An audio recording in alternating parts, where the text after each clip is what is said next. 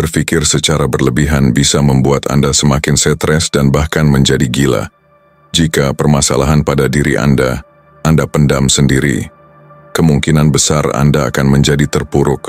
Gimana cara merubah pikiranmu yang selalu sedih dan galau menjadi semakin ceria? Kamu sangat tepat, disinilah tempatnya. Kami King Stoic akan memberikan motivasi-motivasi penting untuk kalian dengarkan. Maka dari itu amati video ini, dengarkan dan kerjakan. Ayo kita mulai. Dahulukan disiplin, bukan perasaan. Kita seringkali tahu apa yang harus dilakukan, tapi tahu tidak selalu berarti mampu, dan mampu tidak selalu berarti mau. Kamu pernah merasakannya. Jam sudah menunjukkan waktu mulai. Tugas di depan mata. Waktu luang tersedia, tapi kamu tetap duduk diam. Bukan karena tidak tahu harus apa, tapi karena kamu sedang tidak ingin. Dan disitulah perasaan mulai mengambil alih. Perasaan ingin rebahan dulu sebentar. Ingin buka media sosial 5 menit saja. Yang entah bagaimana, berubah jadi 5 jam.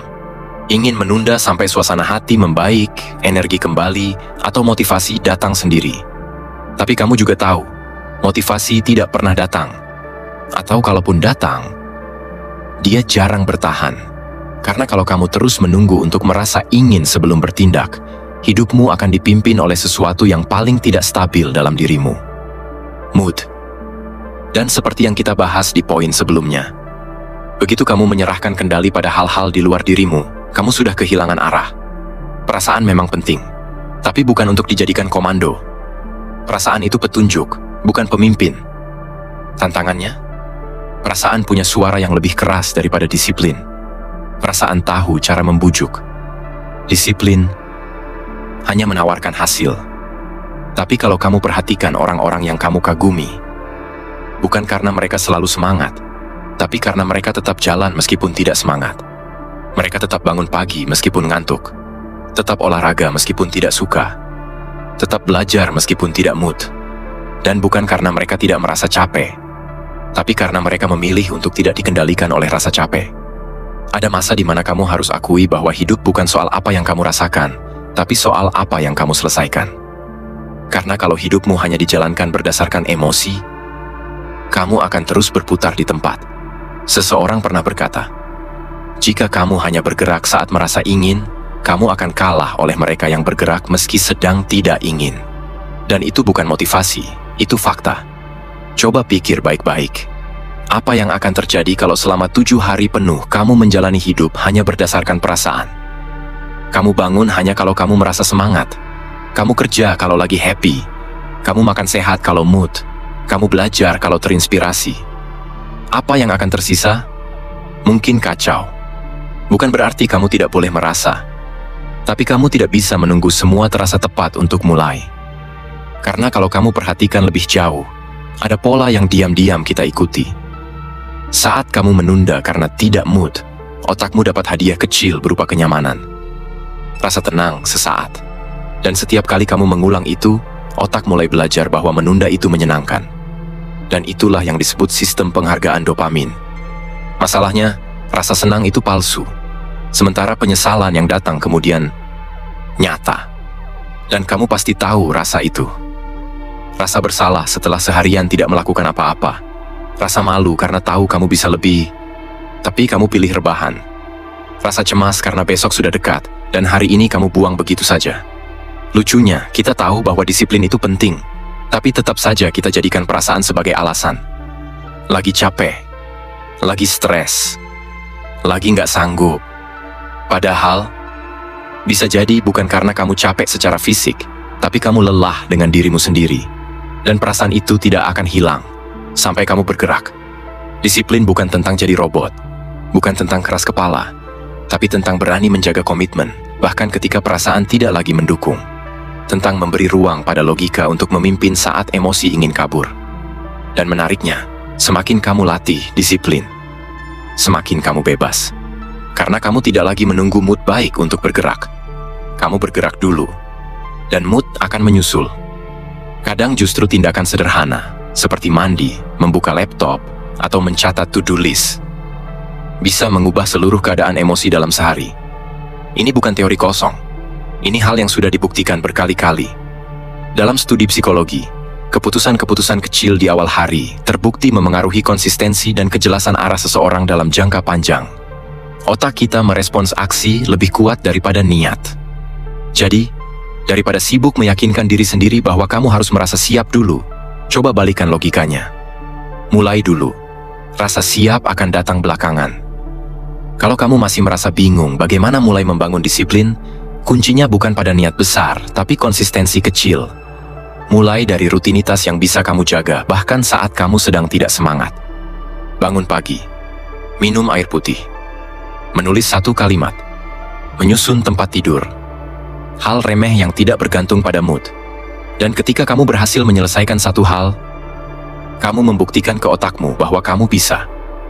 Itulah hadiah sebenarnya dari disiplin. Rasa hormat pada diri sendiri. Tentu akan ada orang yang bilang kamu terlalu kaku, terlalu serius. Tapi biasanya komentar seperti itu datang dari mereka yang belum berhasil menjaga komitmennya sendiri. Di sisi lain memang benar bahwa terlalu disiplin tanpa ruang fleksibel bisa bikin hidup terasa menekan. Tapi kalau kamu perhatikan, hidup yang terlalu lentur pun bisa membuat kita kehilangan bentuk. Kamu tidak harus disiplin sepanjang waktu. Tapi kamu perlu tahu kapan kamu harus diam, dan kapan kamu harus tetap jalan, meskipun rasanya ingin menyerah. Dan hari ini, bisa jadi hari itu. Poin ketiga. Kehebatan selalu menuntut pengorbanan. Pernahkah kamu melihat seseorang yang kamu anggap hebat, lalu diam-diam kamu bertanya dalam hati, apa yang harus dia relakan untuk sampai ke sana? Karena kehebatan itu, sejatinya, bukan tentang keajaiban, tapi tentang pengorbanan. Dan kalau kamu benar-benar perhatikan, tidak ada pencapaian besar yang tidak dibayar dengan sesuatu. Kadang dibayar dengan waktu, kadang dibayar dengan hubungan, kadang dibayar dengan rasa aman, yang akhirnya harus dilepas. Tapi pertanyaannya bukan cuma, mau jadi hebat atau enggak. Pertanyaan yang sebenarnya adalah, siap kehilangan apa untuk sampai ke sana? Kamu mungkin sedang di fase hidup yang melelahkan. Rasanya kamu sudah berusaha, tapi tidak kemana-mana. Tapi mungkin, bukan karena kamu kurang kerja keras. Bisa jadi, kamu terlalu takut kehilangan. Takut kehilangan teman. Takut kehilangan waktu santai. Takut kehilangan versi diri yang nyaman, tapi tak berkembang. Dan ketakutan itu manusiawi. Karena sejak kecil, kita diajarkan untuk menjaga perasaan orang lain, menjaga relasi, menjaga kenyamanan. Tapi jarang sekali kita diajarkan untuk berani melepaskan. Bahkan ketika yang kita lepas itu bukan lagi membawa kita kemana-mana. Seperti yang kita bahas sebelumnya, kedisiplinan membutuhkan perlawanan terhadap perasaan sesaat. Dan dalam konteks yang lebih dalam, pengorbanan adalah bentuk kedisiplinan yang paling sunyi. Tidak ada tepuk tangan, tidak ada sorotan, tidak ada validasi. Hanya kamu, dan keputusan untuk tetap jalan, meski banyak hal harus ditinggalkan. Kita sering bingung membedakan antara yang layak diperjuangkan dan yang harus dilepaskan. Dan wajar, karena tidak semua kehilangan berarti kekalahan. Justru, kehebatan seringkali datang dari keputusan-keputusan tak populer. Dari sikap yang tidak dimengerti sekarang, tapi akan sangat masuk akal nanti. Ada sebuah eksperimen lama yang kamu mungkin pernah dengar tentang marshmallow. Anak-anak diberi pilihan, makan 1 marshmallow sekarang, atau menunggu dan mendapatkan 2 marshmallow nanti. Hasilnya, anak-anak yang bisa menunda keinginan jangka pendek itu, ternyata tumbuh jadi pribadi yang lebih sukses dalam jangka panjang. Kenapa? Karena kehebatan itu bukan soal kecepatan, tapi soal kemampuan menahan diri. Dan sekarang pertanyaannya jadi lebih personal. Apa marshmallow-mu? Apakah itu waktu bersantai yang kamu genggam terlalu erat? Lingkaran sosial yang selalu kamu ikuti meskipun kamu tahu mereka menarikmu ke bawah? Atau zona nyaman yang kamu bangun bertahun-tahun, tapi diam-diam kamu tahu? Itu jadi batasmu? Kamu tidak harus meninggalkan semuanya sekaligus. Tapi kamu perlu jujur. Ada hal-hal yang tidak bisa dibawa kalau kamu mau naik level. Dan bukan berarti kamu harus jadi mesin. Bukan berarti kamu harus kehilangan sisi manusiawi. Tapi kamu perlu tahu, tidak semua yang kamu lepaskan akan membuatmu kehilangan. Kadang, kamu justru menemukan dirimu yang sebenarnya dari sana. Tapi di sisi lain, terlalu memuliakan pengorbanan juga bisa jadi jebakan. Bisa jadi kamu terjebak dalam siklus kerja tanpa arah, mengejar sesuatu tanpa tahu kenapa, Mengorbankan diri hanya karena takut terlihat lemah, itu bukan kehebatan, itu pengabaian. Maka penting untuk tahu apa yang layak dikorbankan, dan untuk siapa. Karena pengorbanan yang tidak disertai kesadaran, akan berubah jadi penderitaan. Jadi, langkah pertamanya sederhana. Tanyakan pada dirimu, apa yang paling sulit kamu lepaskan, padahal kamu tahu itu sudah tidak membawa apa-apa? Dan apa yang kamu tunda, padahal kamu tahu itu adalah jembatan menuju versi terbaikmu. Jangan tunggu semuanya jelas, karena seringnya kejelasan datang setelah kamu melepaskan. Kadang kamu harus membiarkan sesuatu jatuh untuk melihat apa yang benar-benar pantas dipertahankan. Bayangkan dirimu 10 tahun ke depan, duduk menatap versi dirimu hari ini. Apakah kamu akan berkata, "Terima kasih karena sudah berani kehilangan"? Atau justru, kenapa kamu tidak berani bilang cukup saat kamu tahu itu tidak lagi pantas diperjuangkan? Kita hidup di dunia yang mendorong kita untuk punya banyak. Tapi kehebatan tidak dibangun dari banyak, tapi dari berani memilih yang penting dan meninggalkan yang tidak. Dan saat kamu berani menolak hal-hal yang tidak selaras dengan tujuanmu, saat itulah kamu sedang menyusun jalurmu sendiri. Jalur yang mungkin sepi, tapi juga sangat personal. Di titik ini, kamu mungkin merasa sendiri. Tapi justru dari sunyinya pengorbanan itu, kamu akan mulai mendengar suara hatimu sendiri lagi. Suara yang selama ini tertutup oleh keramaian yang kamu pertahankan dengan dalih relasi. Kamu tidak harus langsung jadi luar biasa, tapi kamu bisa mulai dengan memilih satu hal yang kamu relakan hari ini, demi sesuatu yang lebih besar esok hari. Mungkin itu waktu nongkrong, mungkin itu scrolling tanpa arah, mungkin itu kebiasaan yang kelihatan kecil, tapi kamu tahu, itu pelan-pelan mencuri potensimu. Dan kalau kamu bertanya, berapa lama pengorbanan ini harus dijalani? Jawabannya adalah, sampai kamu tidak lagi menyebutnya pengorbanan, tapi pilihan yang kamu syukuri. Poin keempat, hidupmu dibentuk oleh kebiasaan sehari-hari. Kadang kita terlalu sibuk mengukur hidup dari pencapaian besar, sampai lupa bahwa semua itu tumbuh dari hal-hal kecil yang kita lakukan berulang-ulang, tanpa selebrasi, tanpa penonton, tanpa drama.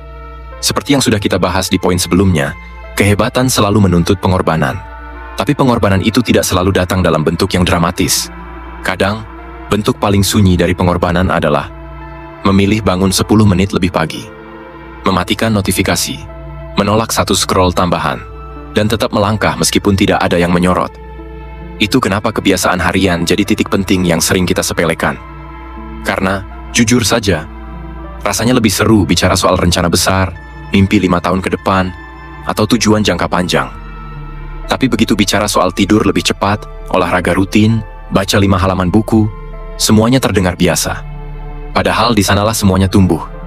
Pernah nggak kamu merasa stuck? Seperti jalan di tempat, padahal kamu merasa udah ngelakuin banyak hal?